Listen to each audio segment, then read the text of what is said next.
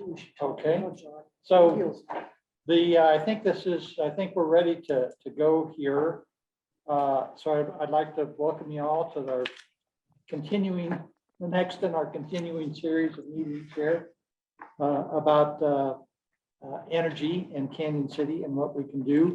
And what we'll do is we'll go around the table a little bit to introduce everybody ourselves.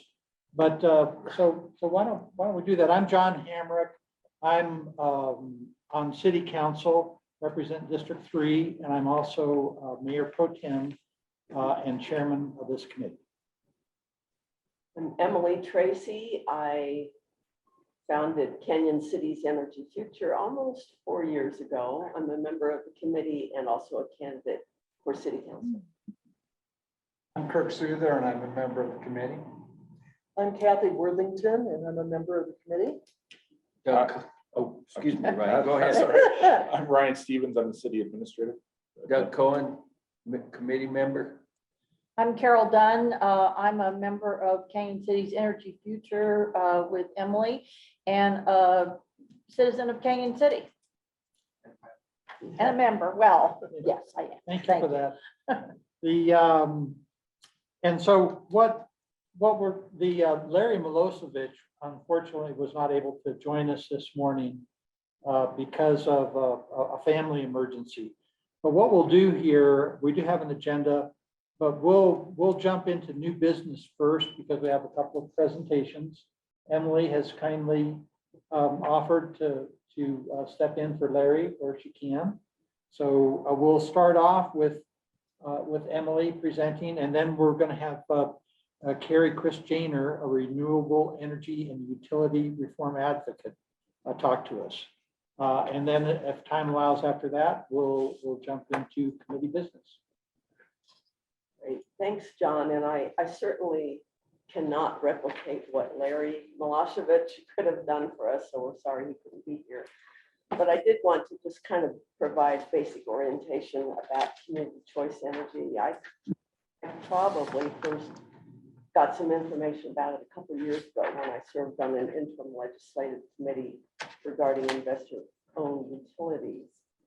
So what I'm going to do is just talk briefly about what it is, show a few slides, and talk just very briefly about what comes next. As you all know, I think there was a bill passed. It had been under consideration, I think, at least a couple of years by the legislature. And they did pass the bill this past spring to ask or require that the Public Utilities Commission do a study of community choice energy, that if it were adopted in the future in Colorado, what it might look like, what are some of the barriers and so forth. So I thought first I would definition of community choice energy in the bill itself.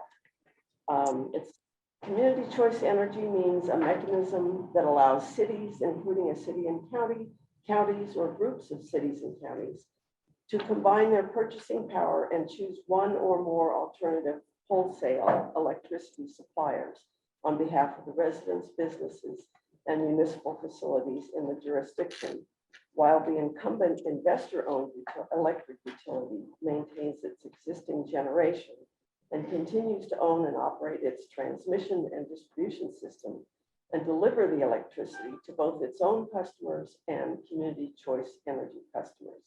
So it's a lot of words, but at least I think a couple of things to point out from the beginning.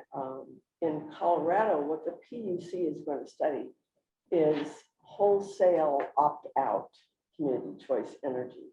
So it doesn't have anything to do with providing lots of retail choices.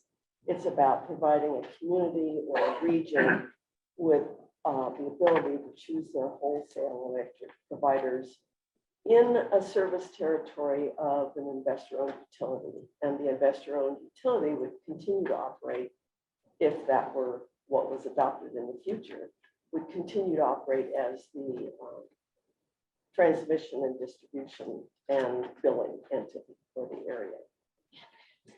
So I wanted to just show briefly some of these slides. You've seen this handout, so I'm not going to read everything. But again, it's kind of what I just read in the definition, what community choice energy is. In most other states, it's called community choice aggregation. I'm not sure why they decided to tweak the name, maybe because they wanted to make it clear that what Colorado is going to look at through this PUC study, or investigatory docket, I guess they call it, is something that perhaps is different from what some other states have done. So next slide.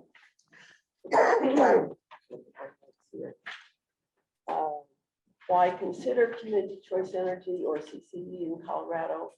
I think the driving force in Colorado has been folks, particularly in the Northern Front Range area, who are wanting to move more quickly to renewably produced electricity.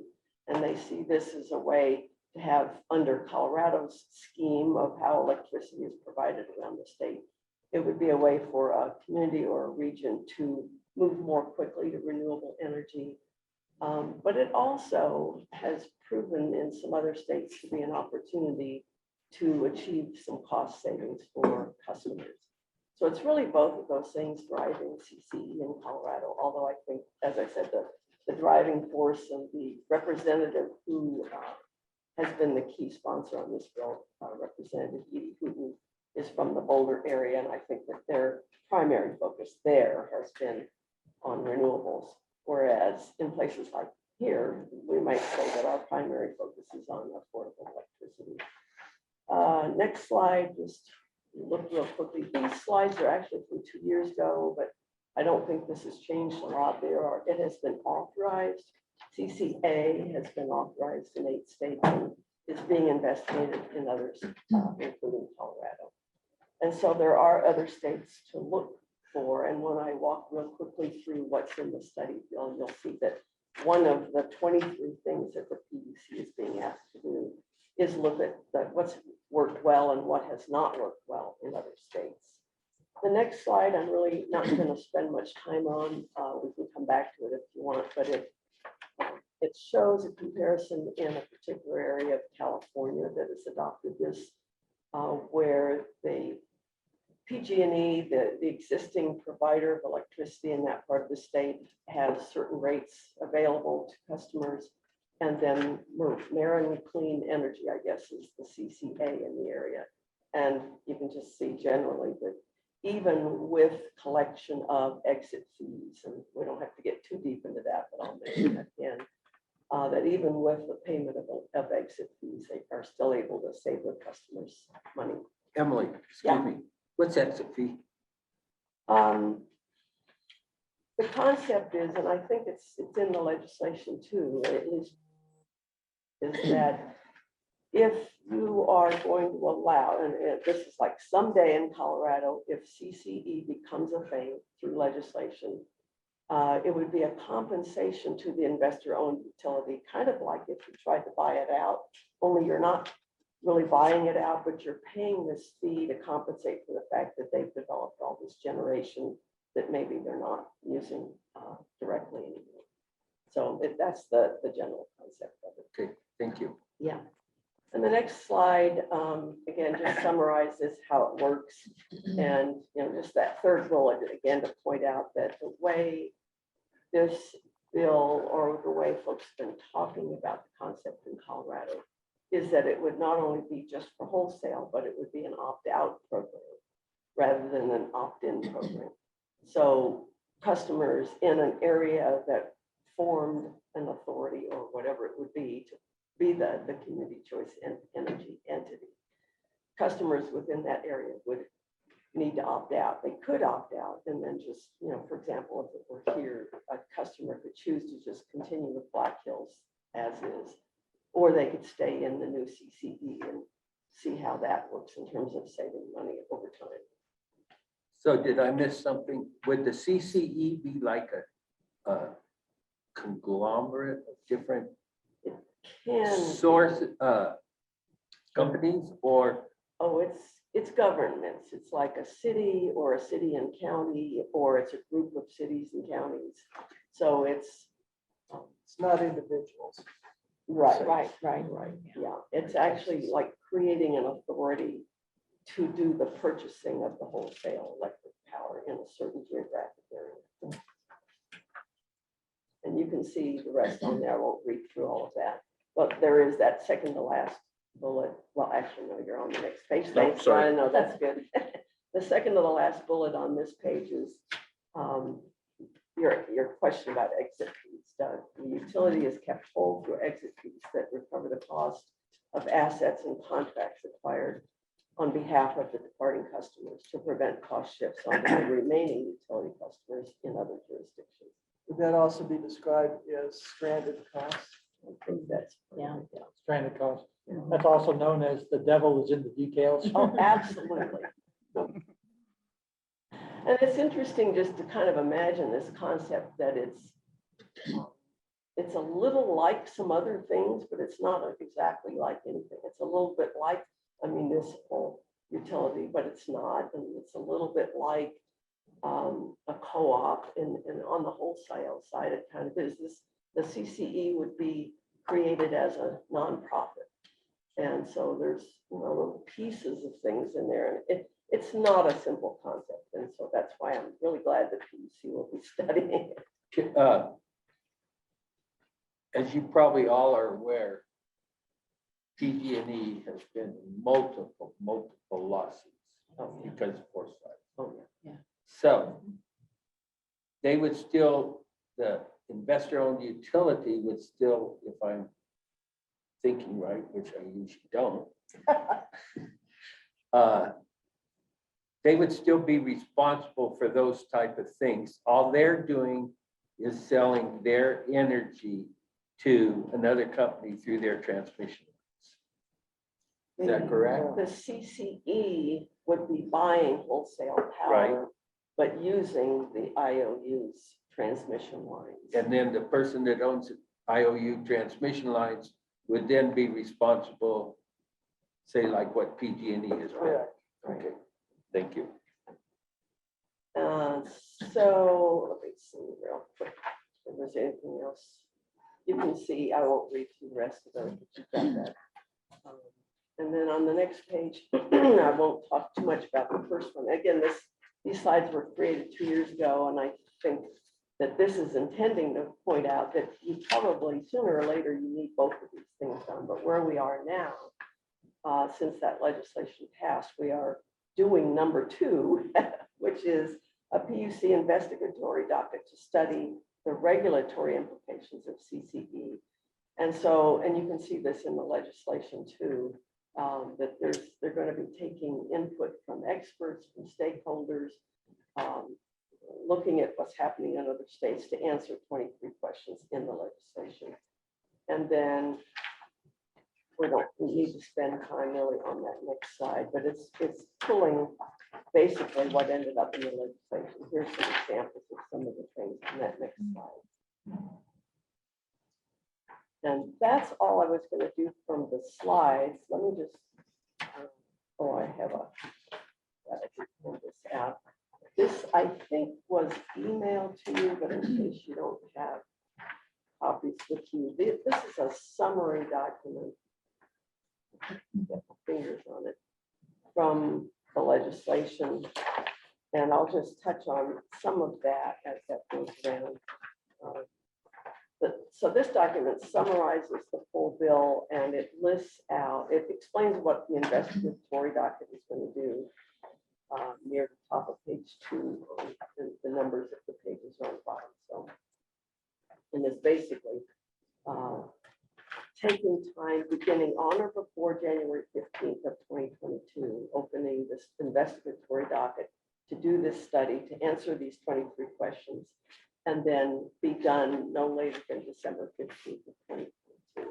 So just some examples of the 23 things, looking at what kind of regulation would you need to have for CCE operations, which aspects, if any, of current or anticipated investor-owned electric utility regulation by the commission should apply to CCE authorities as well, and to what extent. Number 4, Roman numeral 4 talks about calculating the amount and duration of reasonable transition fees, also known as exit fees. So there's the language about why you would have that and what that might look like. Anyway, that's part of the study, the PUC is to give us answers on that, hopefully. Skipping on down, the appropriate conditions, limitations, and procedures under which customers may opt out of CCE. So if an authority is created in an area that you live in, you get to pick, you either stay in the CCE or you opt out and stay with your investor utility. Potential challenges for starting up a CCE, what regulatory and legal issues have arisen in other states that have adopted the wholesale opt-out model, whether an investor-owned utility that remains the sole provider of distribution, transmission, and other services, such as metering and billing, should be the provider of last resort for supplying electricity to customers who opt out of CCE. So even looking at that question, is that the default, or is there some other way that would be done? Skipping down to Roman numeral 14, what if any data sharing requirements should be imposed on investor-owned utilities to help ensure that a CCE authority investigating whether to form or join can reasonably evaluate its financial and technical viability. So some of these things almost, again, sound a little bit like what we have to do. We're looking at municipalization, but again, it can be a municipality or it can be a group of cities and counties. Number 17, the impact of allowing CCE in Colorado on the ability of Colorado to reach its clean energy and greenhouse gas reduction goals. 18, the impact, both positive and negative, of CCE in communities that have formed or joined a CCE authority. The impact on low-income households, so they're not only looking at the renewal, but looking at parts of the state like ours that have a higher rate of poverty. The risks a CCE authority might face, and how the last one, how the procurement process works, and how it varies from one CCE or CCA authority to another, especially in California. So there's, again, some specific questions in there for other states. I will mention too, and I think this came up on a different meeting, that back when this was before the legislature, that Mayor Ashley Smith did testify in favor of this bill, I think, and correct me if I'm wrong, I think on behalf of the Colorado Municipal League. And again, it was, and I'll just summarize, I hope I do it appropriately, summarize your testimony. It was just to say, hey, Canyon City's in kind of a difficult spot. How do we find more affordable power? We need to at least look at what's CCE. So what's next basically is that the docket gets open no later than mid-January. All of 2022 will be this opportunity for the PUC to gather information, hear from experts, take testimony, do research, whatever, however the PUC operates on something like this. So the commission will open the document. Well, I won't read all of that, but it's just basically doing a pretty thorough study of what it would look like in Colorado if the legislature decided to adopt this in the future. The ability to have a model like this. I think, I don't know for sure because I haven't checked with them directly, but I think the legislators who proposed and supported this bill, there may be some of them who are already looking ahead and thinking they would introduce legislation in 2023 if the results of the study were positive for Colorado. So that's all I have. How, okay, say it's a small town like Lyons, just throwing that out. And so the city fathers, and that's says, okay, we want to form a CCE. Then they say yes. Now, do the citizens of that town have a say in it? Do they have to vote on Yeah, it? I think so. And of course, that would probably be a piece of what comes out in this study, but I think that that's what. Okay, so then say the town goes into it and says, okay, we're going to do this, and they follow through. Do any individual metered customers have the right to stick with who they have? Yes. Like say you have an industrial customer who's getting a better deal from the IOU or something, they can stay with who they have. And again, That's the devil's in the opt-out. details, but that opt-out concept is supposed to be what they're going to be looking at. Is that like doesn't Texas, some parts of Texas have that thing, or is that a different? Oh, they do. Situation. I think they do a retail Well, thing, that, which and is see, I'm not getting not- the difference between the city says, yeah, we're gonna do it, but then you as an individual have the right to opt out. I don't Well, understand that's that. a whole, that's concept. a free market Yeah, well, entirely to where yeah. every individual acts as an individual. So Mm. it's not done by city necessarily, as I understand it. It Mm. wasn't in the area that I worked, but basically you could just call up yeah. and change. So this is That's how they got in trouble. making it a little bit more, I don't know how to put it, but the city, that's what they say they want, but then I don't, that seems kind of funny. I don't know, it just doesn't The seem good news right. is it's I don't being done and we can learn Yeah, from what's oh, worked yeah. and what Right. hasn't in other states, but it, I think my thought is that it certainly gives the opportunity for a region or a community or a county, whatever that, wherever those lines get drawn, wherever the impetus is, gives it an opportunity for more local control and really going, the ability to buy wholesale Well, that's- electricity yeah, and that's save money there. definitely- We talked before about how the wholesale rates are much lower than what, and I'm not gonna get the Black Hills names right, but the different Black Hills entities where one buys from Yeah, another Black Hills entity. We as customers are paying a lot more for that power that Black Hills is buying because they aren't out necessarily. I mean, they buy some stuff on the open market, but they buy a lot of stuff that the bigger companies.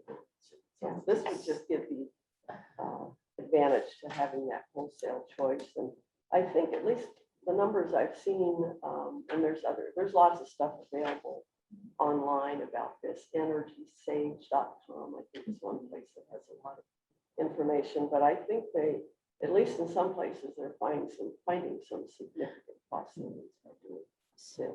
So Emily, how are these CCEs created? They're governmental, but is it something that like a county decides or a city decides or, I mean, could the whole state do it? That's a good one. Well, actually, under the model that's being studied by the PC, my understanding is it would only apply to areas of the state served by investor-owned utilities. Although it might be that the PUC will look into, could this work in a co-op area, an REA area? It wouldn't interfere with an already existing municipal electric utility. So it sounds like it would only apply to areas of the state that are covered by either. But it would have to originate with a government entity Or multiple ones or working multiple together. ones on together, eventual, so yeah. that would, it would have to come from that. And then would it require a vote, Yeah. I don't- like a general election vote? what would that be like, a franchise in a different kind of city, or, well, I don't know, there's a lot of questions. But those, actually, that's not known. The answer is we Yeah, don't know. right, The answer exactly, is yeah. We don't know what is being Yeah. proposed, as I understand it, is kind of an umbrella by the state that will allow any entity within the state to take advantage of the legislation. That's the Yeah, intent. yeah. Now, So the details Yeah. from there, are Yeah. pretty muzzy because Yeah.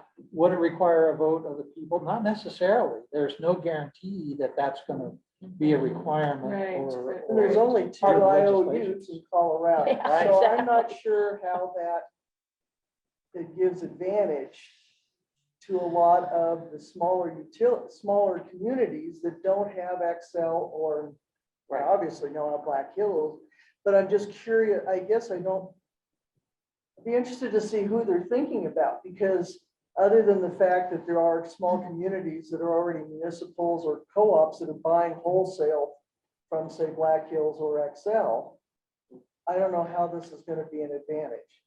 Well, I think the chief, this is my take on it anyway, I think the chief proponents of it are the folks that are wanting to move more quickly to renewable energy, renewably produced power than what even the state law requires. And so I think that's the impetus.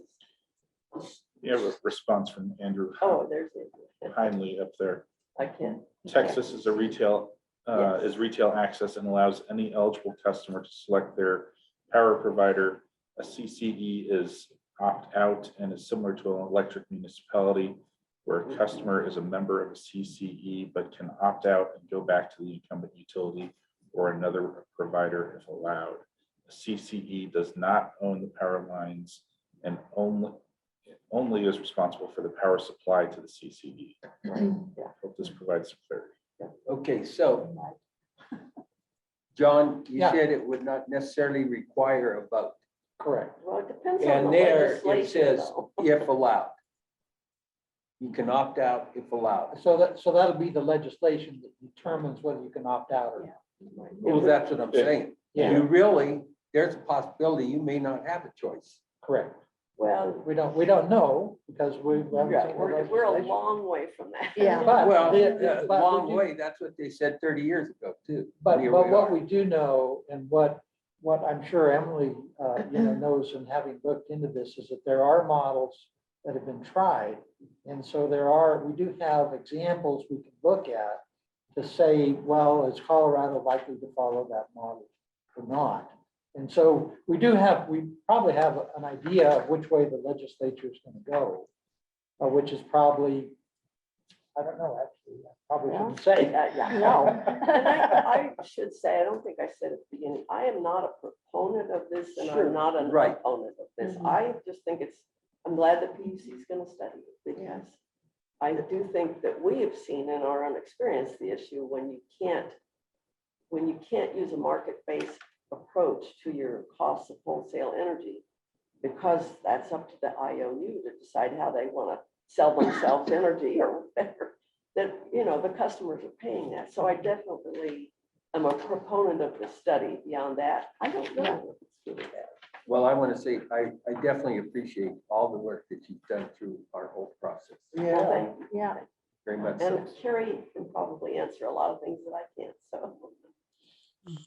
So Carrie, before we turn to you, any other questions or comments on what Emily has presented? I have a hunch that we're saving our heavy questions for you, Carrie. So if you'd like to jump in and present to us, that would be really great. Sounds great. Can you hear me okay? Yeah. Perfect. Okay, great. Well, thank you for that presentation. I actually think it was a good, basis of how CCE, and I'm going to call it CCE, even though my experience with it has been primarily CCA for community choice aggregation. As it is still called in California for the most part, but I'll call it CCE.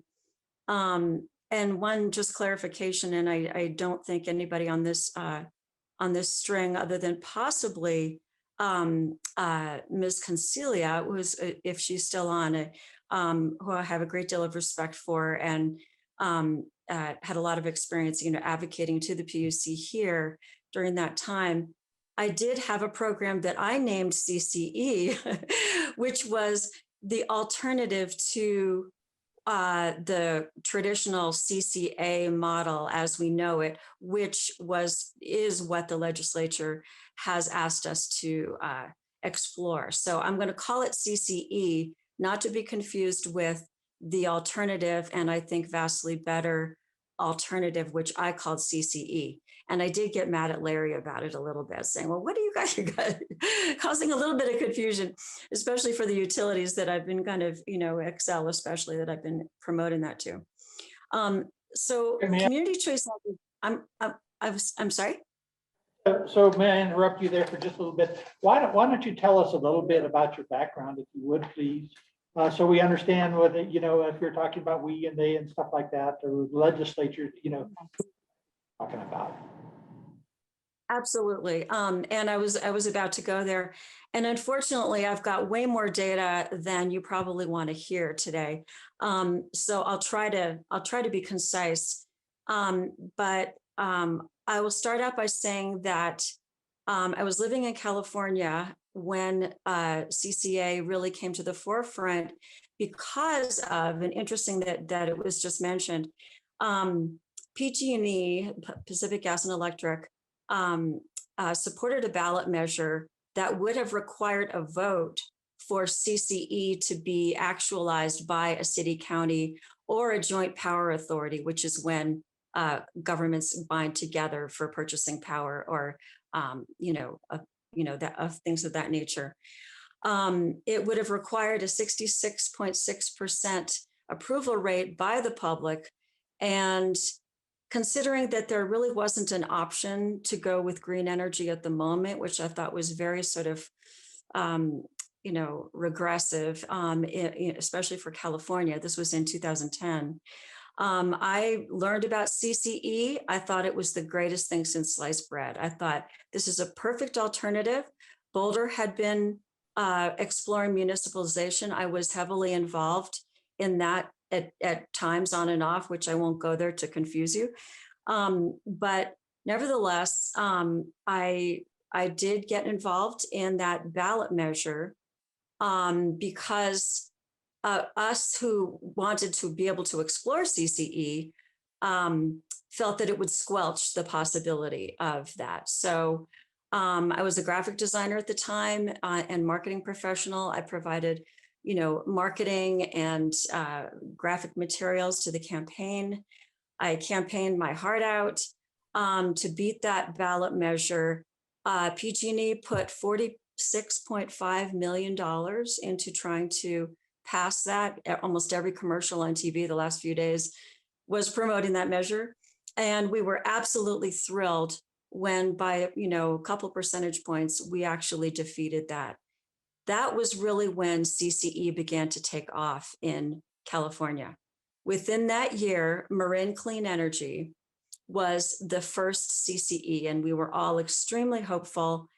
And I was involved in the meetings and the main advocacy group and the phone calls that you have once a week to, kind of see how everything's going with this new energy model, which we all had hope was going to be just the future of energy, not only in California, but maybe elsewhere. So throughout that process, I began asking questions of the group and saying, I started hearing something called PCIA, which is power charge and difference adjustment. That's what we're calling here the exit fee. So in California, it's the PCIA. And there was this sense of, well, PCIA is just completely unfair and ridiculous, and then there's no reason to pay it. I remember hearing somebody who lived in Marin County saying that. And so the idea is that the CCE community was going to fight it.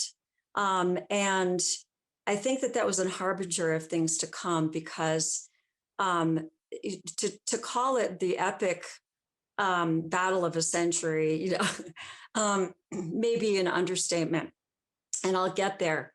But going on and looking at the additional questions I had about, as each, successive month or year went along, it seemed to be that there were more and more questions that I couldn't answer. I wasn't getting an adequate answer from the advocates. And it was like, oh, Carrie, we'll worry about that later. I'm like, well, does governmental immunity apply if one of these projects fail? What happens? And is there any chance of, bankrupting a city or, things of that nature? And usually the answer was no, the developer is the one that's on the hook if something fails. If you've got a power purchase agreement on the wholesale market, being delivered over the utilities lines, that the city would be fine. And unfortunately, that's the risk that the developer is taking. So hold that thought for a moment. So eventually, being a conscientious person who tried to learn everything I could about it, I eventually felt that the risk would be so great of failure for this entire endeavor in the state of California that I didn't want to be involved. And I felt that I'd been involved enough in promoting, and I felt partially responsible because I'd campaigned the hell out of trying to get this energy model off the ground. So I left the advocacy group And I said, maybe I'll meet you guys on the backside because I'm going to work on investor-owned utility programs and try to create reform within the utilities, hence why I've become a renewable energy and utility reform advocate, and the rest is history. But as time went by, and so I left them, and they continued on, and the CCE started to proliferate. One of the very next ones was Sonoma Clean Power. And that's where my house is. And I still have a house there in their territory to this day. And on. And it has enjoyed a fantastical success as far as cities and counties deciding to have this, because there is no vote required by the people. It is simply like a body, like a city council, or city council along with another city council, or a county, an unincorporated county, the commissioners or supervisors, that type of thing. They just simply need to do a feasibility study and say, look, this sounds great. Looks like we can do this affordably. We're there. We're going to do it. So they started just burgeoning, snowballing, and it was like, this is just fantastic. That's from the CCE community. One of the questions that I began to ask, because by this point I was also advocating to Xcel Energy. Somebody at Xcel Energy said, well, we're actually selling them renewable energy credits, Marin Clean Energy. And I'm like, really? So their clean energy is something I could drive out to Pete's and see them being created, possibly even for my own house. And they said, possibly. And it started to feel that, okay, well, rec programs are great, and they're better than nothing, that is for sure. And not to get too much into the weeds, but that's when you can buy the renewable attribute of renewable energy without actually just, you join it together with the dirty energy that you already have in your system. So that was curious to me. And I thought, well, the whole reason that we promoted this is we wanted in-state, new, hopefully local, clean energy. And I remember getting involved then in the solar garden. I helped to pass a law in California along with Vote Solar and other entities, which was about 2013, so that the utilities could have solar gardens, so there would be an alternative to the CCE model. And I remember seeing the attorney for Marin Clean Energy, and this was after the proceeding was already underway for the solar gardens. And we're getting to be 5 years in. And I'm like, I have to just ask you, where is the local clean energy that we all wanted? I'm like, where are most of your resources that you're buying? And they're saying, well, we've got legacy hydro from the Northwest. We're buying wind from, I don't know, Washington, Oregon. We've got a small feed-in tariff. We're trying to do some local stuff. And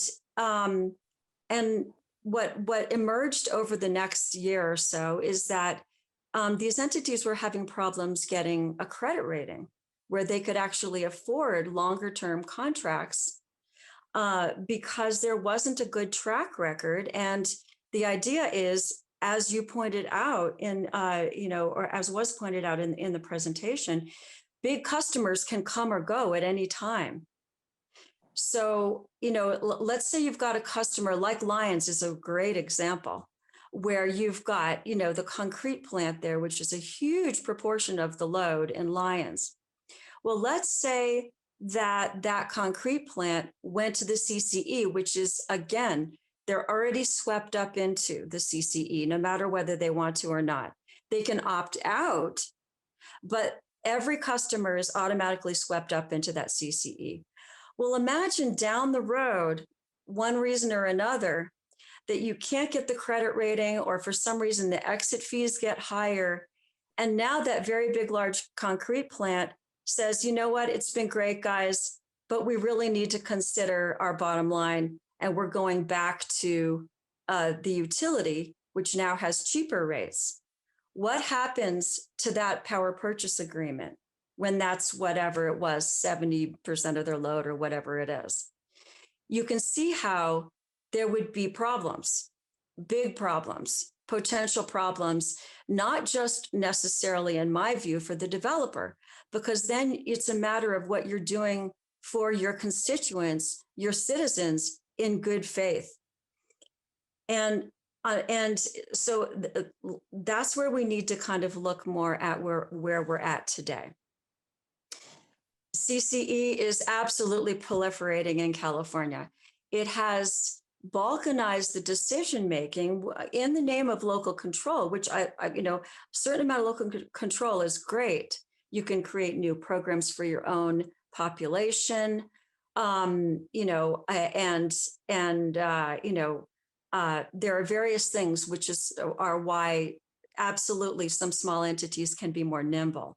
However, what that does to the other part of energy, which is demand side management, in order to get to the kind of system that we of the future, with electrification and with more clean energy, hopefully at highly affordable rates, because you can't go out on the open market. And if you're just going out on open market, you can find cheaper energy for absolute sure.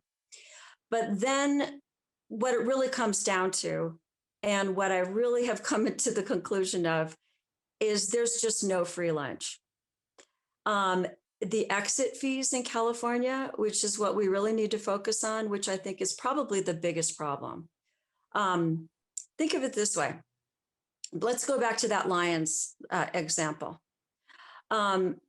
When Lions supposedly would create a CCE, and the big concrete plant gets swept up in it along with all the local businesses and local customers, what happens to the energy that Xcel procured or built on behalf of that large load? Where does that energy go? Well, and again, it's just such a complex issue, but as I know some of you in the room are going to know, that we have a somewhat constrained when it comes to transmission. And so with a kind of constrained system and without a regional transmission organization where we can trade energy easily over large distances, you're looking at stranding assets, especially if you get a large number of cities. And who wouldn't want a CCE? I mean, Boulder's going to want it. Denver's going to want it. Lakewood's going to want it. Golden's going to want it. Pretty soon, it's going to be the whole metro area, which is what happened to the Bay Area. Boom. Pretty soon, the whole Bay Area pretty much is all, it's virtually all CCEs. So it's in California, you might be stranding contracts where the utilities don't own most of their generation. Well, here, the utilities own a lot of their generation. So you're looking at somebody needs to pay for that.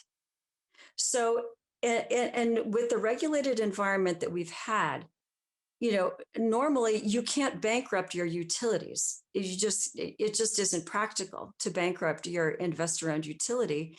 So where does that money come from? It comes from the ratepayers with a cost causation.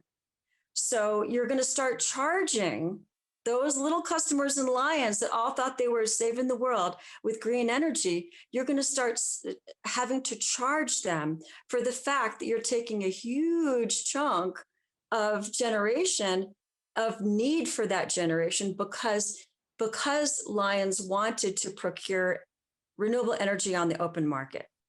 So once they've done that, if it's only Lions that wants to do it, you're not going to strand plants. You're not going to get to the point where you're shuttering facilities. Now, when you get 30, 40, 50, 60% of the load in an area or a state, you are absolutely looking at having some very serious problems about honoring those contracts because somebody needs to pay for them. And So what's happened in California is the exit fee has gone from nominal to a little bit larger, a little bit larger, a little bit larger, a little bit larger. In my CCA, in Sonoma Clean Energy, where my house is, that exit fee is almost 5 cents a kilowatt hour now. That is between a half and a third of what we all pay as XL customers, an average residential rate. So you can see how that is a tremendous problem for CCEs. And with due respect to the presentation, which was 2018 data, as we sit right now, and I looked this up this morning for Moraine Clean Energy as well, because I know what's happening in Sonoma. And Sonoma Clean Power is absolutely struggling to keep their rates only 5% over PG&E's. They're having to borrow from their operating fund. They thought 6 million. It looks more like closer to 4.5 to 5. They're not sure yet because the impact of COVID wasn't quite as bad as they thought. But they've got 22 million in reserves. They were willing to spend 6 million of their reserves just to keep their rates in the short term, like, this year, at only 5% over PG&E's. So I went to Moraine Clean Energy and going, okay, well, they've got all these wonderful programs they are doing on paper when you look at it, and I'm going to want to go there too. And then I will let you guys ask questions.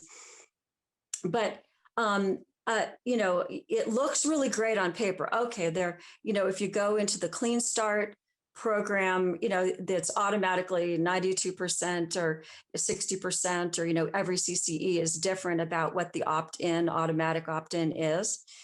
But Moraine Clean Energy for the first tier of the just like ordinary residential rates, as of right now, they're sitting at 7% over PG&E's rates. It's right there in the public. You have to know where to look. And I can tell you that a lot of entities that are going to be involved in this proceeding, I know the utilities, I know Black Hill's going to look, I know Xcel's going to look, I know I'm going to file my heart out on this proceeding. But when you have a couple years late of old data, it matters because, again, the stranded costs snowball. They snowball. Now, eventually they'll get better once they've all been paid off.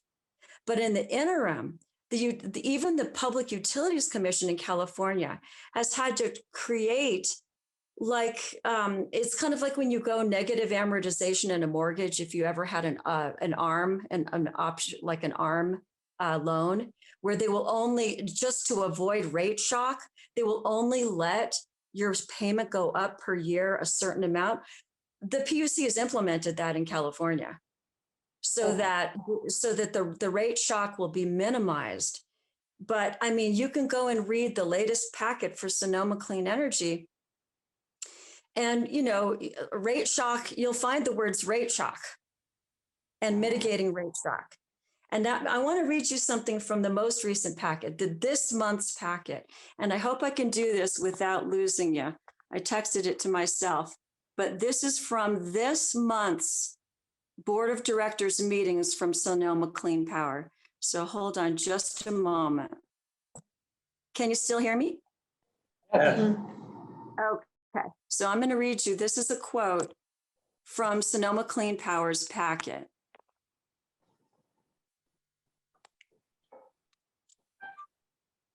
Through countless interactions with customers, the breakdown of participants in Sonoma Clean Power's customer programs and qualitative data provided by recent focus groups, it is evident that there is still confusion around what Sonoma Clean Power is, what services it provides, how it operates individually and in relation to PG&E, and why customers are seeing SCP charges on their bill. There was also internal acknowledgement that Sonoma Clean Power has struggled to reach and engage with certain customer groups, including those who are low income, Spanish speaking, renters, and those living in underserved communities. Okay, I'm coming back to you. That's an identifiable problem today.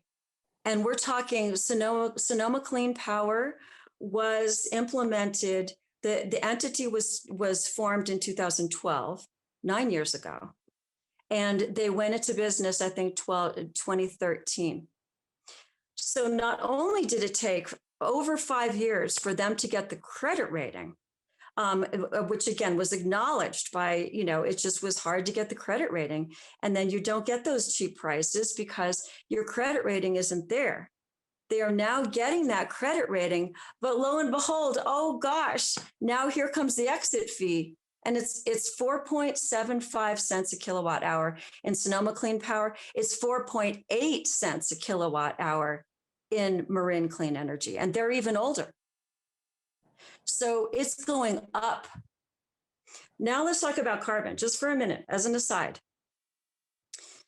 Again, remember when we said that where they buy their energy from, by necessity, just from permitting and getting steel in the ground, they had to go with a lot of facilities that were already in existence or else were out of state, and they bought a certain percentage of it. A lot of it is legacy hydro that, we're talking Northwest Hydro that is, we're talking 60-year-old facility, So it didn't make anything cleaner. It was clean already. It's just that it's sold to different people. And so they're kind of siphoning off a lot more of it for their CCEs, which is great because they had to have something to make it cleaner, right? So then they legitimately signed, PPAs with facilities, let's say in Oregon and Washington. But what started to happen, and I was involved in some of the meetings with the Cal ISO where I brought up this issue, and we're talking 5 years ago.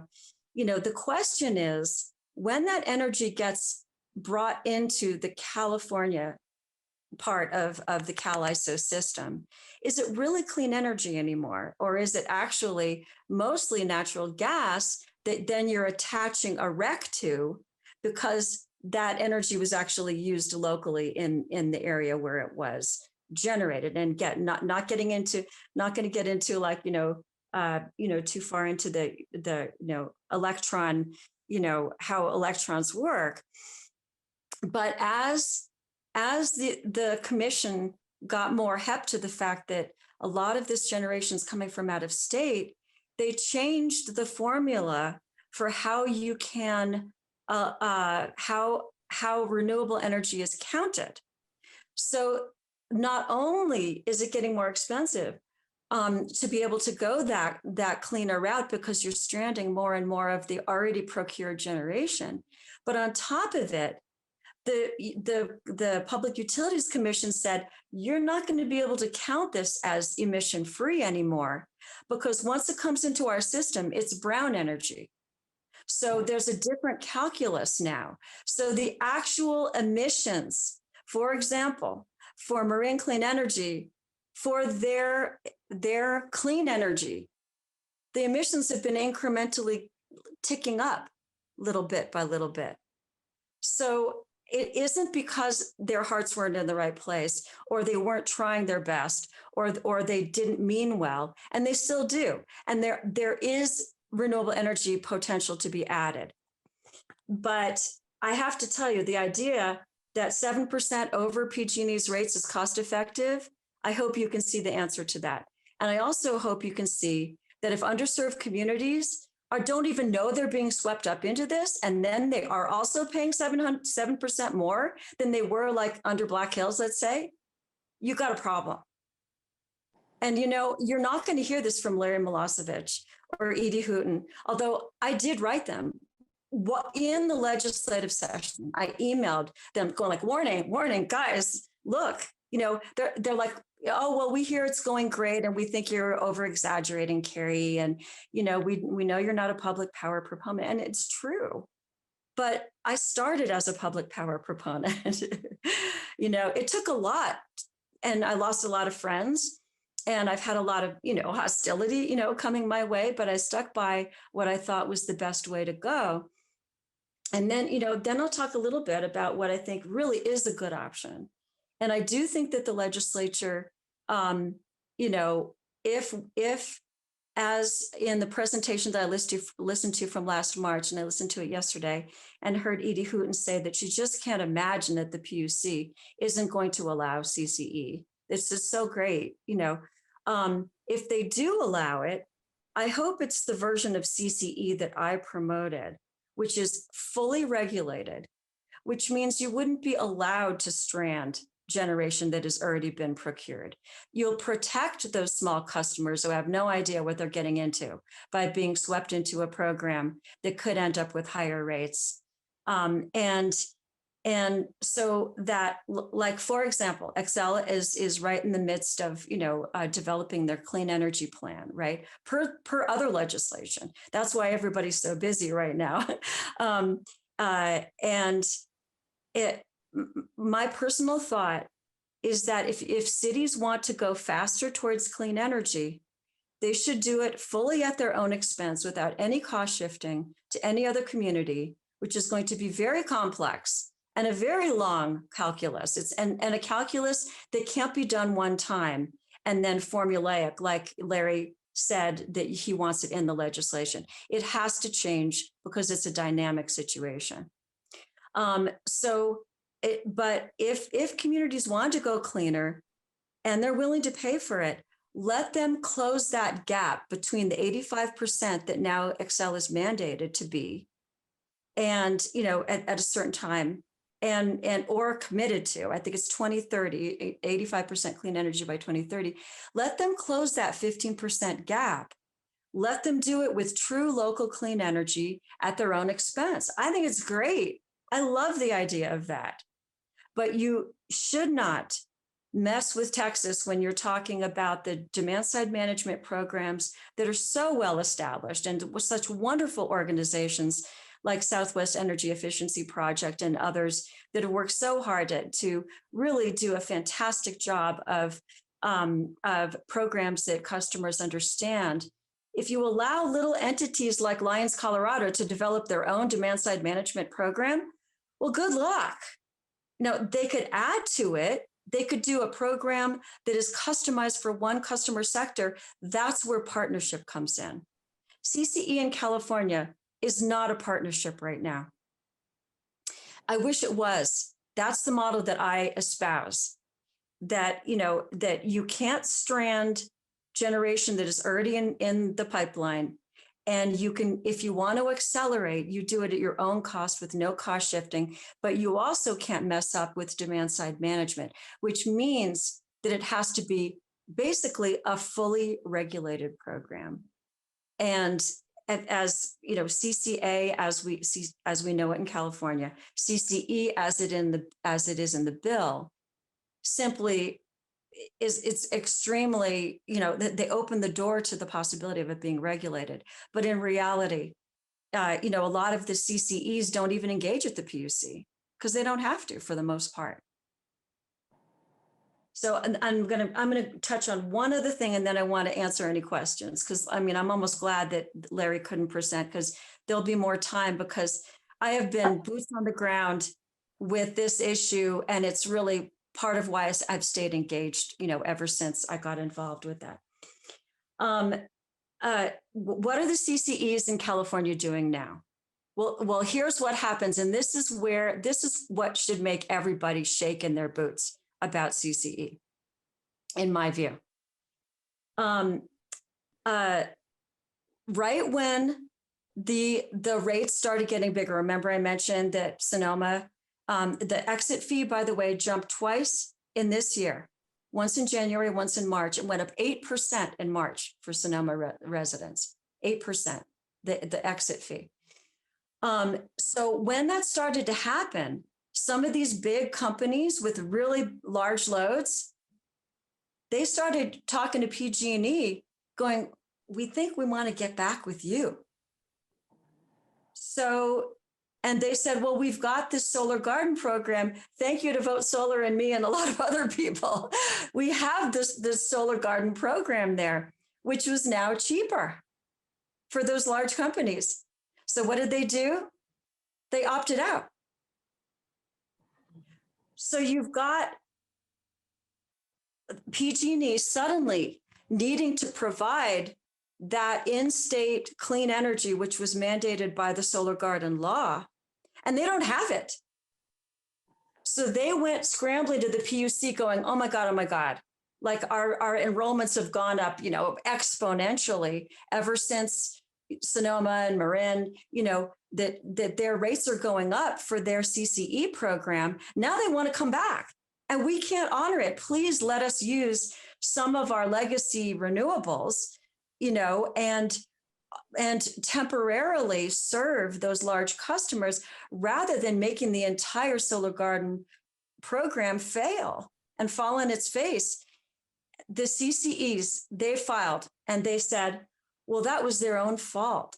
PG&E should have bought extra anyway, as if they, should have seen that someday the CCE's rates were going to, get higher than theirs and bought it anyway, just in reserve, so that if those big customers ever did want to leave the CCE, that they'd be able to go back to it. So they are telling the commission, the CCE coalition in California is saying, please, commission, do not let PG&E use any of its legacy renewables to honor those big companies while they scramble to build it. And it's for obvious reasons. They don't want them. I mean, it seems to me that they don't want them to leave the CCE. I think it's almost like the CCEs would rather see the Solar Garden programs fail. And that to me was the saddest day when I saw that. I thought, what in the world did we do in California? What a tragedy. What an absolute tragedy. So in the last couple of days, I thought I'd update myself a little bit on what's happening now. And PG&E is wanting to build microgrids in some of the remote areas of their grid. As everybody knows, and utility people in the room, there are certain areas of the grid, let's say by Carter Lake, whether that's an REA or whether that is XL, there's areas that are kind of isolated and it's hard to do a double backup. And it's hard. It's hard. It would be very expensive to bring lines in every single little rural pocket. So PG&E has filed to say we want to create microgrids in those areas so that when we have to shut them off, or that when there's a wildfire, that we want them to have energy. And who's fighting that proposal? Come on. Okay. And now, of course, they're not fighting it all together. Their first thought is, well, if PG&E is going to build those microgrids, we want to get some credit for it because those are our opted-in customers. So that's a reverse exit fee, right? So number one, they want to take some credit for it. And number two, they want to limit the entire amount of microgrids to 2 megawatts, which is tiny. That's not very many communities. And that's not a large community, that you could. So, I mean, I hope you're seeing a theme. It's like the fighting never stopped. The gloves were never taken off. And in fact, it's a vicious, it's not only is it not a partnership, but it's kind of like with Boulder and XL. I don't think the battle will ever be over with some people. And I'm not going to mention any names of advocates, but I can tell you that there are some people that, it's like from the Monty Python movie when the guy's lost all his arms and legs and it's just a flesh wound, and we're going to keep fighting, and it's sad. So now let's you ask questions. And whoever brought up the provider of last resort had a good idea, because the utilities are the provider of the last resort.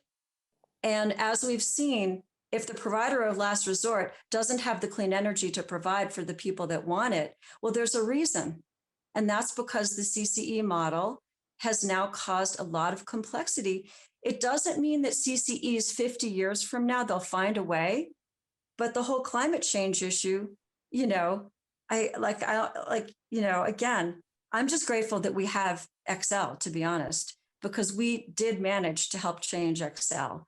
along with the fantastic commissions that we've had, the fantastic advocates like Western Resource Advocates and other wonderful, the solar industry. However, I think the fastest and cleanest way is partnering with the utility. Don't start down the pathway of hatred.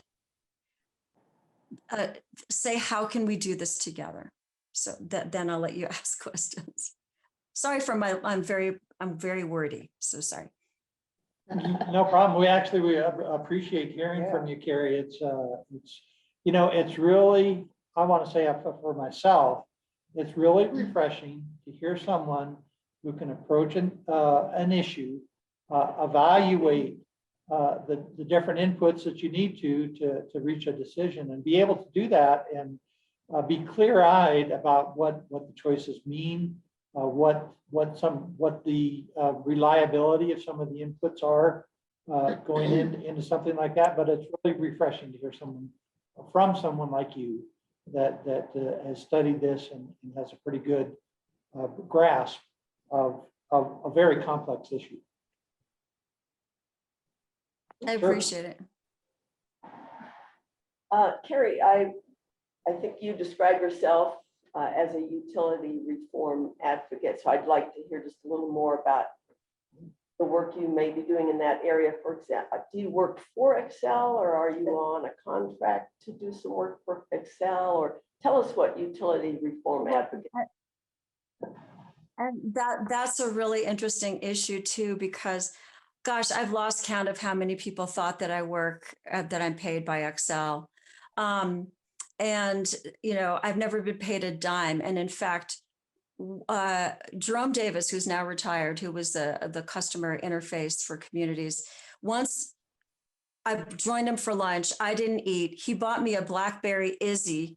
I kept that bottle because that's the extent of the subsidy that I've ever had from Xcel, other than the fact that I'm an Xcel customer. And of course, paid my rates and, and that sort of thing. But I am first and foremost a renewable energy advocate.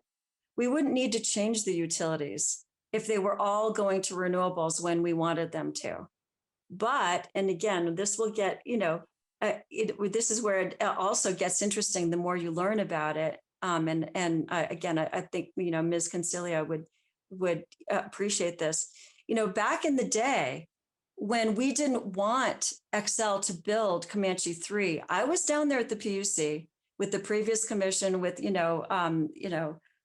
Chairman Appel and, all of them saying, no, don't let them build another coal plant. I mean, this is ridiculous. So we're in the throes of climate change and it's only going to get so much worse. We wanted them to build renewable energy or contract for it. But they were contracting back then, I don't know, 6 or 7 cents a kilowatt hour, which, as if anybody in the room who knows, that's more than double what you can get it for now. We wanted them to do it, but they would be under 20-year PPAs, 20-year power purchase agreements. We'd still be paying 6 or 7 cents a kilowatt hour for that energy, but we were pushing them to do it. Well, the utilities would say, Carrie, when the rates are right, we're going to go gangbusters on solar and this and that. It's going to happen, but we have to do it right. It takes a while, as somebody said to me from the utility, it takes a while to turn the ocean liner. And they have turned, in a big, big way, because Boulder and a lot of other people, even Pueblo, with the Pueblo Clean Energy or the Energy Future people, it does help to have people advocate for this. However, there's a reason why they didn't go that quickly. So, I mean, it took all of us to do this. But my point, I wouldn't be doing this just for fun. I'm doing this because look what we're experiencing. And it's horrific. I'm driving back from my house in California a couple of weeks ago. You just cringe. The drought is so bad. I've never seen anything like it. And I've started my career there in the 80s in the Bay Area. It's so tremendously sad. You think of all the wildlife dying in those forests, all just the millions of animals that are dying. That is why I do what I do. And nobody has to pay me a dime to do it. And I'm also not in the solar industry's pocket. I don't agree with them. To be honest with you, I'm not sure who's going to engage in this proceeding. And I have to tell you that. I'm not sure many people are going to engage other than the utilities and me. And, maybe some consumer advocates for large entities. But it's such a political hot potato. Who wants to be against clean energy? I don't. Did I ever want to become the black sheep of the renewable energy community here in Colorado? Oh my goodness, no. So no, I'm not paid a dime. And I'm not in anyone's pocket. The wind energy. Harry, could I ask just a quick follow-up? Just in 25 words or less, what does utility reform look like to you? I'm just curious what your vision is there. Sure. Utility reform would be a combination of moving to clean energy, moving to energy management systems, distributed energy resources like microgrids and solar plus storage to handle local loads for resiliency, and allowing, and this is important, my definition of CCE that I promoted to Excel for 9 years before anybody heard of CCE that we're looking at, which is a fully regulated program that does not strand any assets, wouldn't be allowed to strand existing, contracted, or built facilities. So the local clean energy could provide local resiliency through solar plus storage at, let's say, a water treatment plant or any other critical facilities. The cities would know where to put the charging stations for EVs in a way that the utilities would not know where are the best places. Well, this garage gets a lot of commuters at this time of day. A lot of cars are in here between 2 and 6 p.m., which is the high installation period of the day. Finding property and truly partnering with the utility, true partnership, where this is where we can put this facility. This land, no, that's going to be more complicated. That's owned by CU or it's owned by whatever, So working with the community who knows their land, knows their zoning, and knows their constituents to create local clean energy partnership programs that truly are cost effective, because you won't need exit fees. Or if you do, they'll be highly minimal. Now, if you get enough customers wanting to do it, it's possible that you're going to need to close, for example, a Comanche 3 early. Then again, the legislation, our legislature is already working on that. So it doesn't even have to be because of a partnership program. And actually, again, I can guarantee you that there's, one person, if she's still on this call, that will know that this is what I've been promoting. Because I've driven down from Little Berthoud, where I used to live, countless times in snowstorms to say, you guys need to do distribution resource planning. You guys need to emphasize DERs. You guys need to, do some of these other initiatives that we're doing in California. And they did a fantastic job. And I think we've had some amazing commissioners and amazing commissions recently. I'd like to make a comment. I've really enjoyed your presentation, and I think we've got the most truthful presentation from you that we have heard yet, and I really appreciate that. Thank you. I appreciate that. Sean, you have a question online from Jerry Fry? Would you read it, please? Sure. Does standard power equal waste, or stranded power equal wasted power? How is stranded energy being stockpiled to even out demand? And then a couple others. In Colorado, is it correct that generators are not regulated? And distributors are the only piece of the power world that is regulated. All right.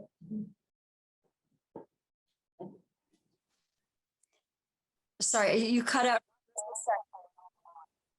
You cut out for just a sec, but I got the gist of the question.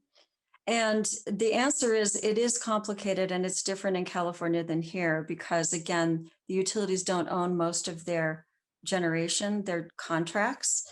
And also you're on a larger CAISO system and it's not as transmission constrained as we are here. So here, let's just focus on here because that's where we are. The utilities traditionally have built their own facilities and gotten their regulated rate of return on that, which is, you know, the regulatory compact that's been in place since, I don't know, the 20s.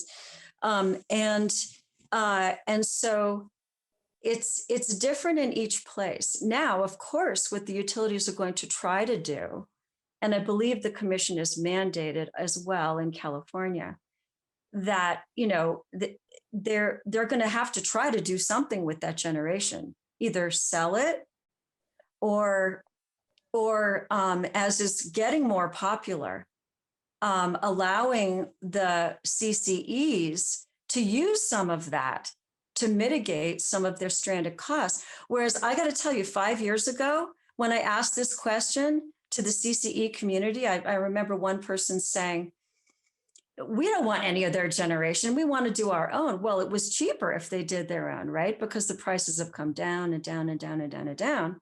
So like, we don't want that 5 cent a kilowatt hour solar. We're going to go ahead and build it for whatever it was at the time, 3.5 or 4 or whatever. So they didn't want any of it.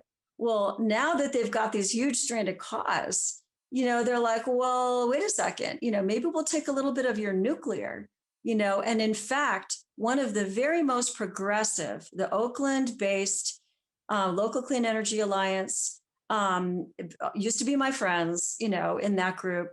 And now I think they hate me, but that group lobbied heavily with their local East Bay Community Energy, which is their CCE, who was considering taking some of the legacy nuclear energy until they shutter that plant just to mitigate some of the stranded costs. They successfully lobbied their East Bay Community Energy CCE to say, nope, we'd rather pay the higher exit fee. We don't want any of PG&E's nuclear. So then, you know, again, it's complicated, but they have to try to trade it, you know, that energy, and it's easier out there to trade it than here. There's some trading that goes on here, but again, transmission isn't my area, but I know that it's constrained. And here you do have the very real possibility of shuttering facilities, because if enough communities went to true wholesale competition, which is what we're talking about, wholesale competition, where a city can actually go out and go, we found some room on the WAPA line that goes up through Red Feather or whatever and into Wyoming. We're in queue. We got it. We're building it. We're done. We're going to build it at whatever, you know, super cheap price, and we'll pay the exit fee and we'll take our risk, you know. So then if the customer has attrition and it goes back to XL, let's say, again, the exit fee gets very high, that local entity and the developer who created that wind farm up there, they're the ones who get holding the bag. And again, I've heard over and over, well, it's the developer that takes the risk, Carrie. So it would be their risk. And then maybe they could sell that generation somewhere else. And maybe they could. But it doesn't solve the, you know, all of the problems. And it becomes a tremendous patchwork quilt of complexity and potential risk. Doesn't mean that they haven't created more renewable energy in California. It's the chaos and the risk and the customers who don't realize they're paying more, you know, especially the low income. And, you know, again, yeah. And so, yeah, it would be an important study for our commission to look at, as to what would happen with those stranded costs. And, there's part of me that wants to think that the advocacy community might not engage very much in this docket. It's more than just that they're too busy. They may have so much faith in the commission that they would never do this to us. They would never turn the clean power plans on their head. They would never go back on the other legislation that we're required to do, even as of 2019 and 2020 sessions. We're scrambling to do what we're required to now. The commission's not going to go, okay, we'll regulate ourselves out of a job and we'll just let CCEs take over.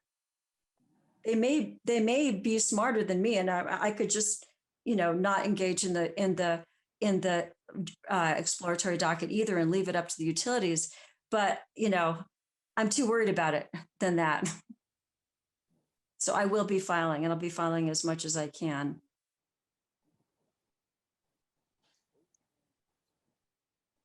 Any other questions for Carrie? I don't see any around the table, Carrie. Thank you. Thank you again for taking the time out of your day to talk to us. It's a subject you're passionate about, and I appreciate that. And thanks again. No problem. I'll sit in and listen a little bit in case there's any more discussion, and then I'll check out. But I appreciate the opportunity because it's very helpful to not just have 3 minutes to describe all this, because it's never enough at the legislature or, in front of anybody. You have 3 minutes. This isn't a 3-minute subject. It is not, and we do appreciate that. And good Okay. luck with all of your goals. And I'll listen in a little bit, and then if I check out, I'll just appreciate it. Sure, thank you very much. So we'll kind of go back to our agenda here. And our new business, well, we've got some old business of the draft evaluation by Kurt. By the way, if you haven't taken the time to reread that, read it. It is absolutely great. There's a lot of really good information in there. It is a draft, and so I've given Kurt a lot of comments, and we'll sit down later and I'll make sure he understands some of my scratching on the paper. But if you do have comments, make sure you get them to Kurt, because we want this document to be a good document. This is really going to be if not the final report, it's going to be something really close to it. Is how I kind of look at it, and it's well worthwhile. Looking at some of the information. We've got more information to get into. Yeah. With this CCA or CCE discussion.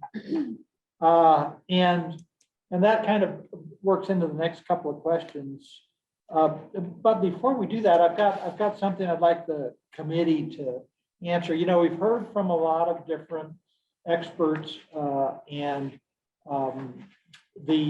it's been very, very nice to hear from the people that are experts in their field. But one that we haven't heard from yet is Black Hills. We have not invited them. And so my question for the committee is, should we not, as a matter of fairness, really, invite Black Hills to come and say whatever they would like to say? That's what we've done for the cooperatives, told them what our mission was, what the questions we were trying to answer were, and then let them come say whatever they want. And so I'd like to hear from you if you think that would be a good idea to invite Black Hills to present. I totally agree. But I also want to know, are they going to be open to answering questions?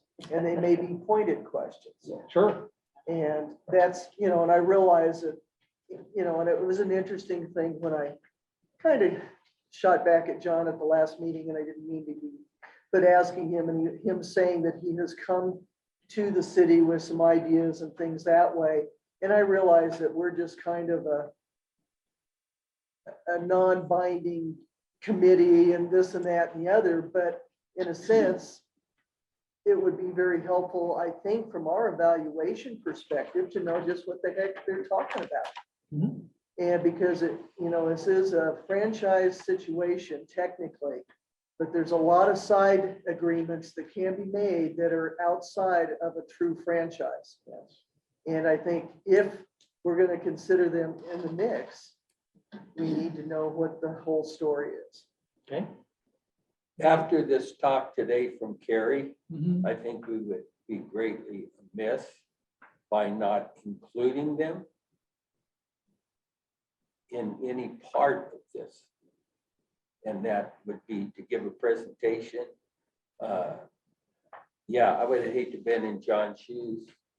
You know, we hear all this stuff and he's been here, but I care that we invite them to speak if they so choose.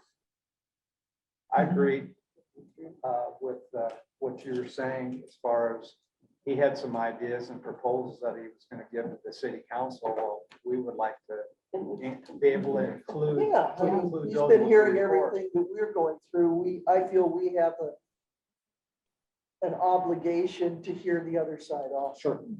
Sure. Any other thoughts on this? John, Sure. I'm not a member of the committee, I'm just here as a citizen. I think that Canyon City is at a critical juncture.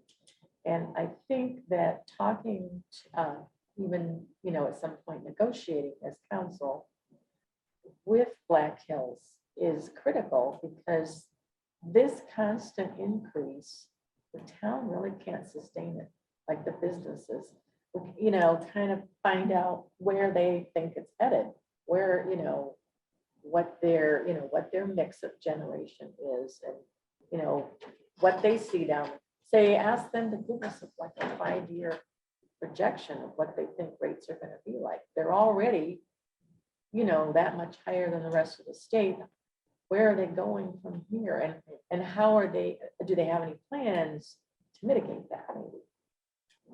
And let's face it, anything they've offered to the city does not include a rate decrease. They cannot do that.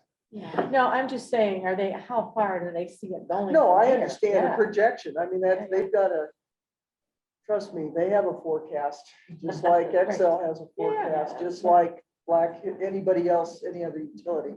And I think that's a good point, So, I think, like Carrie said, or she didn't say this exactly, but when we've listened to these other groups, this is their rates now. A lot of them have not really, I don't think, have dealt too much into the renewable part of it, like Core buys theirs from who? Excel? who, what? Core? Yeah, well, they own part of Comanche 3. And they also do buy wholesale from I'm assuming they buy a lot from Excel, but I don't know what their actual mix is. So we just heard that XL may have to close down at least part of Comanche 3 or whatever. Well, it would be all or nothing. All in, okay, so they have to close it down. So Yeah, early. they have, there's going to be I could foresee just practically a rate increase from whoever buys from them, just for the fact that they're going to have to develop probably more renewables. Well, Black Hills is on that route already. right. What has changed also is the fact that until a few years ago, a utility could not own their own wind farms or their own solar farms. That has now changed. So that now allows, let's face it, the stockholders to benefit from renewables because it's now a capital asset. So that makes a big difference for the utility and the whole mix of how they do their financials and everything else. Up until now, Excel still has wind farms that they're buying wholesale from for probably 20 years or whatever. But yeah, it's going to change things. You talk about a stranded asset, a $1.3 billion Comanche 3 that comes down maybe 20 years earlier than they anticipate. I would not want to be in the finance department and every place else. Not that they'd want me, but to try and figure out what the hell are they going to do with all of this and how are they going to recover from their million customers and not send them all to the poorhouse. Well, we heard her today how, some of these things in these CCEs are now 5-7% above PG&E, who they were the ones who were dissatisfied in the first place. Well, It's kind of like us tearing up pipelines and then begging everybody else to give us cheaper oil. I don't think we can compare anything about, my feeling is at the moment, we can't compare anything that a CCE has planned or is doing in California with what our mission is here. It's one of those to where that's too far down the road. I don't see an equal comparison between what we're trying to do. So I think it's one of those to kind of where this was very interesting. I think it has a lot of potential for legislation down the road and the PUC and their evaluation. But right now, I don't think it affects us at this table any way, shape, or form. And maybe, I mean, I'm making this up, but maybe the PUC will discover some things in our current world of how we regulate IOUs in Colorado. Maybe in the process of doing this investigation, they'll discover some things about our status quo that need to change, Absolutely. even if we don't do CCEs. in the Right. future. And I mean, it was very nice of Terry to sit there and give a lot of kudos to the PUCs of the present and the past. But if you look at the information that Kirk has put together, there were a lot of nitty gritty dollar signs that sure as hell got okayed. Went right on by. didn't Right it? on Yeah. by and sure as hell weren't questioned, and I still come back to that. I almost came out with my usual language.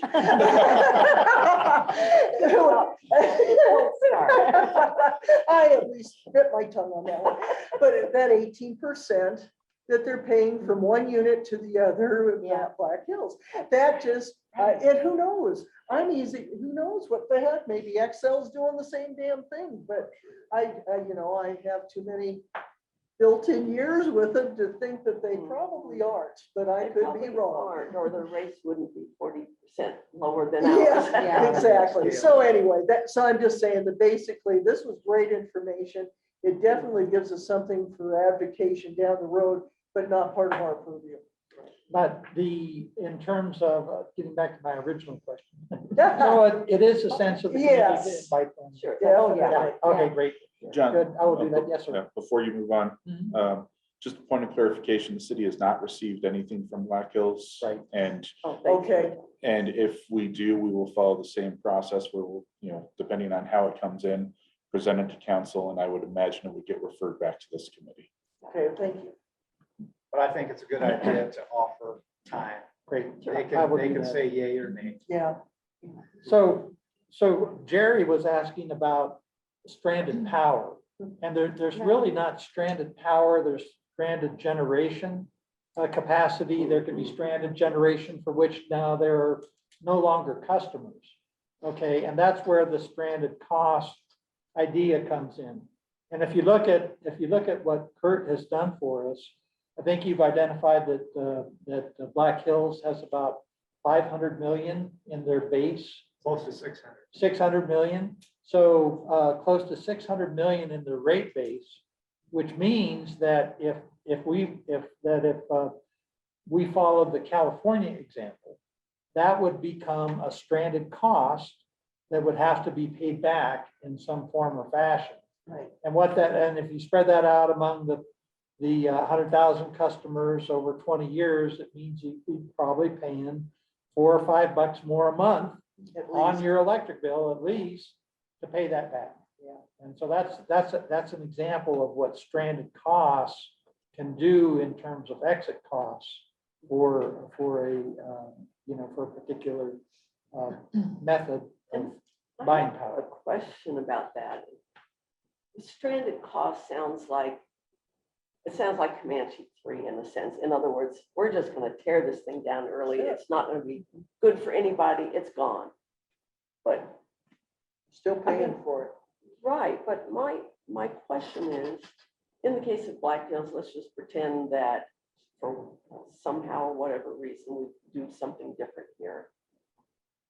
Don't we think that Black Hills would sell that generation, that power to someone else? I mean, if they have it, wouldn't they make money off it? And so sounds like paying exit fees or stranded costs or whatever plus whatever money they continue to make on, it's like, wow, there's a windfall there. So I think the answer from what I understand, I think the answer was right across the street from us. Yeah, Clark. yeah, exactly. Because that was a viable coal-fired plant that was decided, Tay Coal was gonna be on the verboten list here, and so they shut it down. We're gonna see the same thing with natural gas. That- Not quickly, I don't. Well, look at that. Not- 2040. What about that wasn't electric, that international code that's coming across that's Yeah. gonna eliminate natural gas and that? I I'm said keeping it my in- old stove, I'm telling you. Pardon Me Yeah, too. that's right. Yeah, But you know, just that, I haven't gotten an answer from my one cohort. Emily Tracy scofflaw. Yeah. Come and get it. See if you can haul I it know what out. you're saying. I think a lot of it ends up, what you're saying is that you know, like Clark, it had to be torn down because frankly, it was too expensive to yeah, make it viable from a Yeah. clean energy Right. perspective. Yeah. Right. But, and I think that's probably where most stranded costs come from, is that a lot of it depends on legislature Yes. and other rules and regulatory issues. So that's where those stranded costs come up to where, sure, you know, it's kind of, you know, that Comanche 3 comes down, it's basically gonna be just Yeah. decommissioned. So I think that's different from imagining, well, what would happen to the gas-fired plants that Yeah. White Hills owns?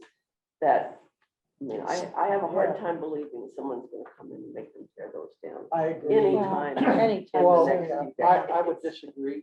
Really? Because of, yeah, You're gonna- absolutely. We're gonna be 100% renewable by 2050 in Oh, Colorado. well, that's decades out, but yes. Well, but it's if you're looking 80% at- by the end of this decade, Yeah, I. We might see it. you know, I mean, I mean, so, Somewhere between so the it's 10 not, and- it's not a far off thing. It's a today. It's how you define far. Well, Yes. yeah, exactly. Tomorrow comes really quickly We- anymore, you know, but none of us ever imagined, I shouldn't say none of us, but most of us probably never imagined where we'd be, where we're at today. Okay. yeah. And here we are. Well, as far as Both age-wise communication, you can and watch a everything movie on your else-wise. phone. You know, 20 years ago, you know, if you were any kind of reactionary, you'd say, that'll never happen. I know. You know, so things progress really quickly and, well, the storage, that local storage, my son-in-law, who was in the industry for many years, said that's one of the ways to bring things down to a local level, is that local Like, storage. yeah. And those things are getting cheaper all the time. Right. And I do know that one utility that I've been eminently involved with over the years is working with solar storage. You Mhm, know, yeah. You know, they've got putting a lot of research bucks Yeah, into that. I think it's up in Minnesota, or, you know, one of the other places. But yeah, you know, and so, yeah, that's gonna come on boards. Hopefully, I'm sure they're hoping sooner rather than later, Oh, but it's yeah. still. So, yeah, so it's, I never thought I'd see this. It's kind of like I think about my dad having been born in 1908, what oh, he saw yeah, till he died at 96. It's kind of like, we're kind of going through that in even a exactly shorter right, period yeah. of time.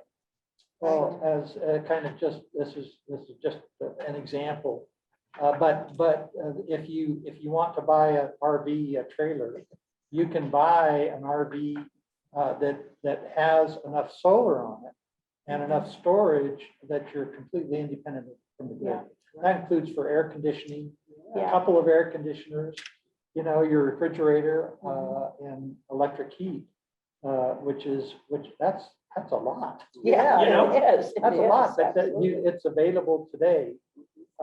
It's 10 or 15,000 bucks for, you know, to add on to whatever cost you're gonna pay for a trailer. And a lot of it's the same thing with our own individual decisions. How much are you willing to pay for it? Right.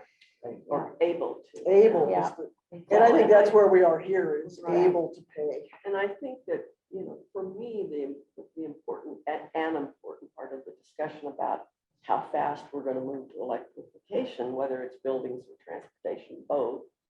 The key is, I mean, we're kind of in a really important place right now, figuring out, well, what does our electricity, what does the provision of that need to look like in 10 years, 2030? Because we're gonna use a lot more electricity for all of these things.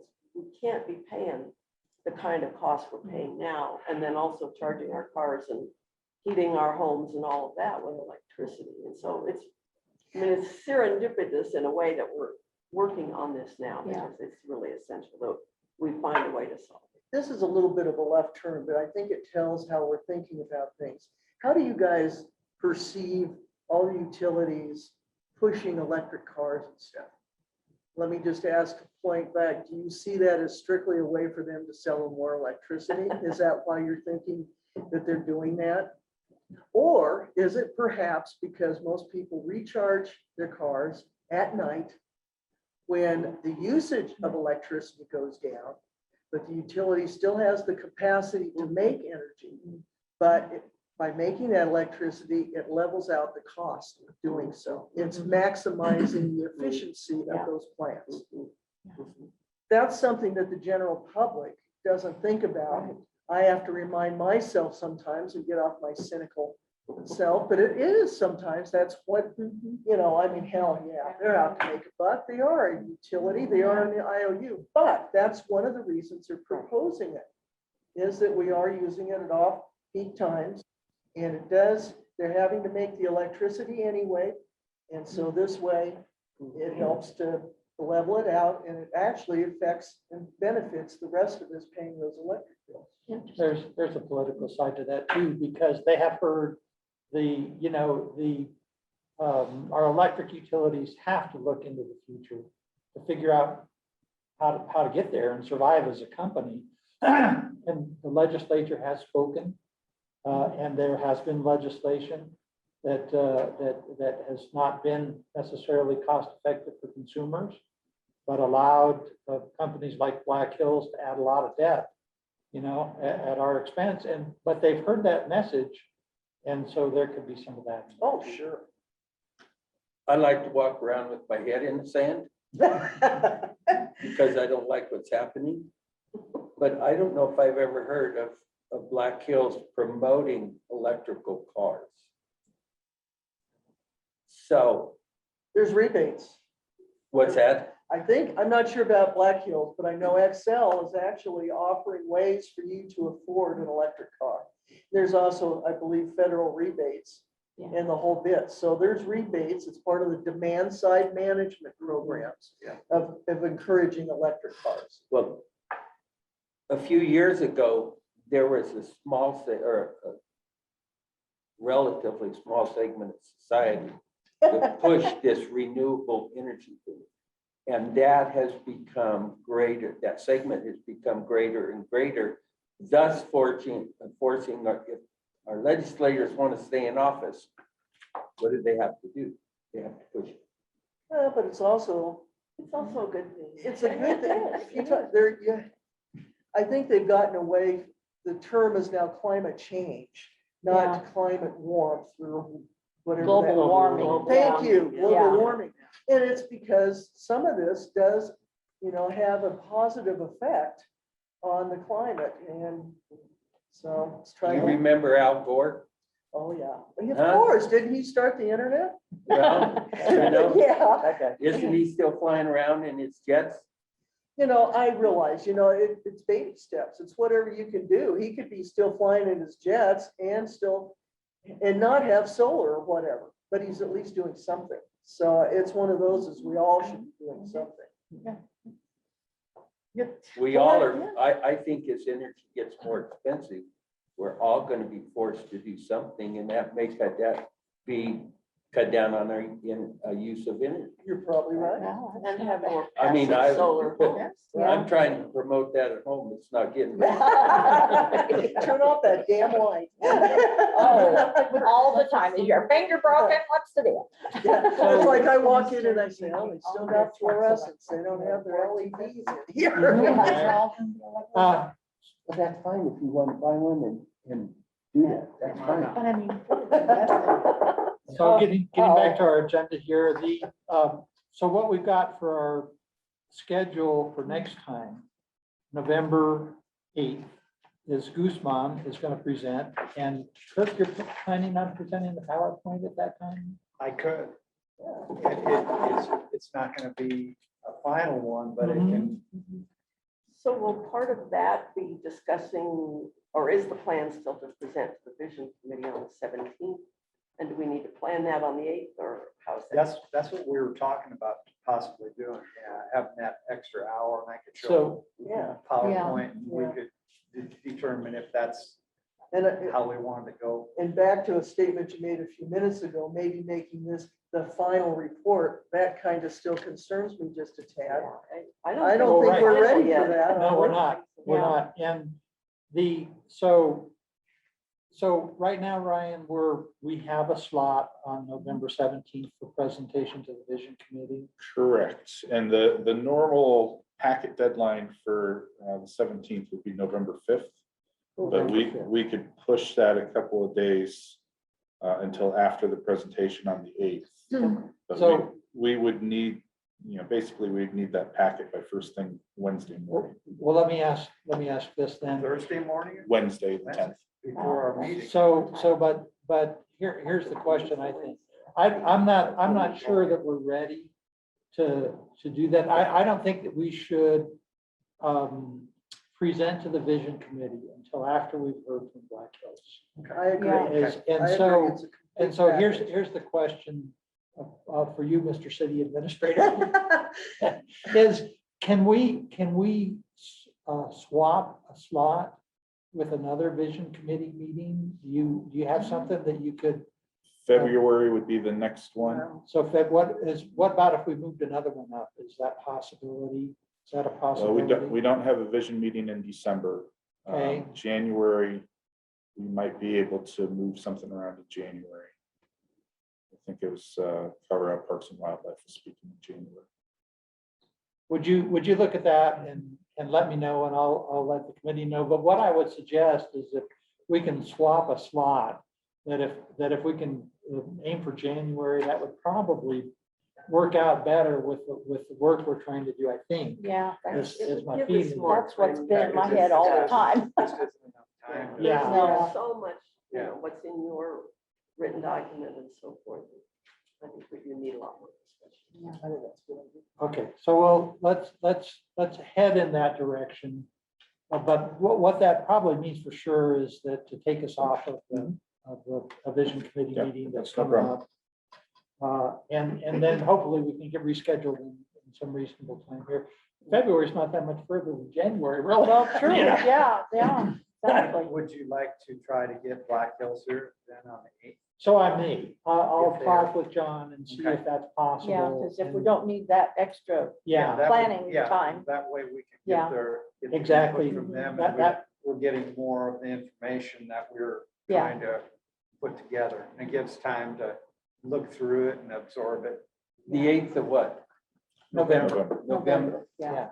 Ryan, when is the RFP meetings over there with the contractors?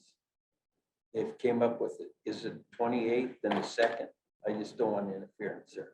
Yeah. I think it's 28th and the 2nd. But I agree. You are correct. The I'll 28th work, at I'll 9 work towards a.m. that. and November That's 2nd right. at 1 p.m. Is that Okay, the thank you. Clark, for the Clark plant, or, Yes. yeah, okay. And I just gotta think, keep my too, tentacles since out in every part of this community. If we're extending Nosy. so that we're not feeling the pressure of the Yeah. November vision committee meeting, and I don't have an answer to fill in this blank, but we should think about, are we still missing information? Is there still some entity we would like a presentation from? I don't know who that would be. Sure. Unless Excel wants to. But so think about that. Yeah. And if you have some thoughts, put some thought into it, and maybe we'll discuss it at our next opportunity. But I will talk to John, see if we can direct him towards the 8th. And we'll, if that's true, I'll send out a revised schedule and an agenda at some point, generally the night before. Yeah. Yeah. Well, we're okay. still, we're You don't planning have on, anything else going on? yeah, we're planning on meetings in December, correct? Or at least one, Maybe. Yeah, I was Yeah, just gonna bring yeah. up that question just- about November and December. yeah. So, yeah, November 22nd, right, is the fourth. It That's seems the week like, of Thanksgiving. yeah, yeah. Oh, It yeah. seems like summer vacation. When you don't do anything in December, then backslide, it Yeah. seems like. Yeah, I'd be in favor of at least holding both November 22nd and the first, I mean, the Yeah. second Monday of December. Oh, Just do one yeah. in December. So two of them in November and one in December. That's what I'm thinking, I mean, we could say 2 in December. Yeah, the So- one in December would be on December 27th. Yeah, that would be pretty It's much. kind of that ghost week. Yeah. I'm gonna be gone that day too. Okay, so Close to Christmas. I have make no sure, problem with the November 22nd. so we're on for November 22nd.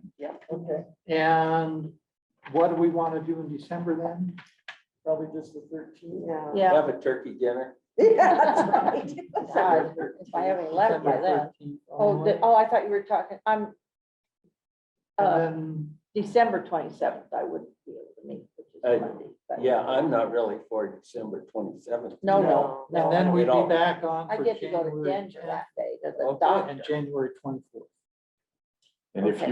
you're going to the vision meeting in January, that would be January 19th. 19th. So we would, Pardon me, so the 10th would be soon enough for us to what time of reach day? some conclusions. Mhm. January Right, 19th.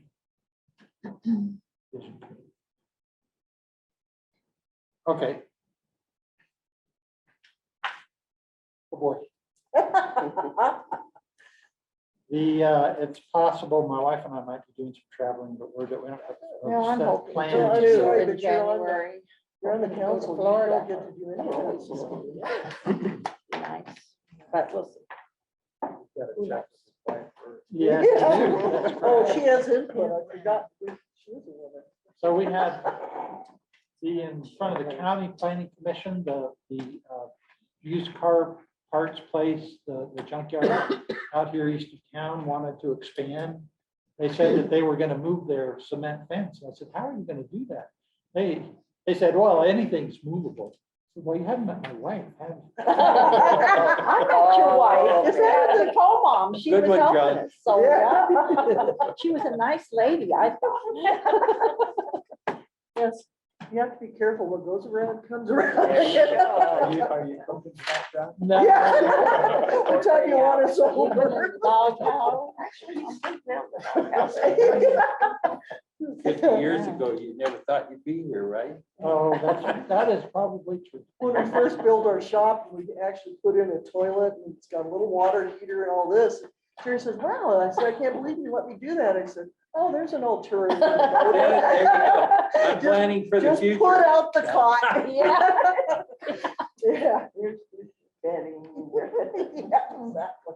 And oh, by the way, the locks will be changed. So- Thank you all for coming, and I guess Yeah. we're adjourned. Thank you for having us. Oh, okay.